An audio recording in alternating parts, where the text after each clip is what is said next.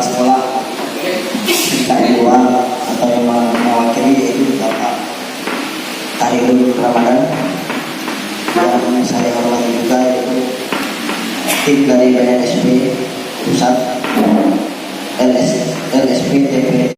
Dan kami berjanji Pak dengan mewakili teman-teman juga dengan adanya sertifikat itu nanti Pak, kami akan menjaga nama baik Pak dari LSP TPTU yang mengeluarkan nanti Pak untuk kedepannya untuk lebih baik lagi. Selamat pagi, salam sejahtera untuk kita. Bapak dari LSP TPTU sekaligus sebagai asesor ya, asesor LSP yang kita hormati.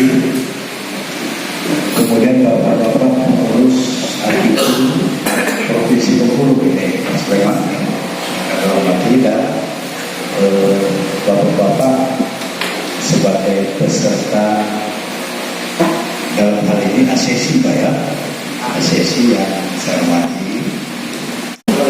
Nah, saya akan jelaskan dulu apa sih sebenarnya kalau kita selalu bicara soal kompetensi ya.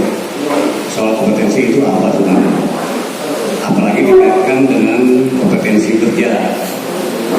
Nah, kompetensi itu adalah rumusan yang meliputi kemampuan seseorang yang meliputi tiga aspek, skill, knowledge, dan sikap.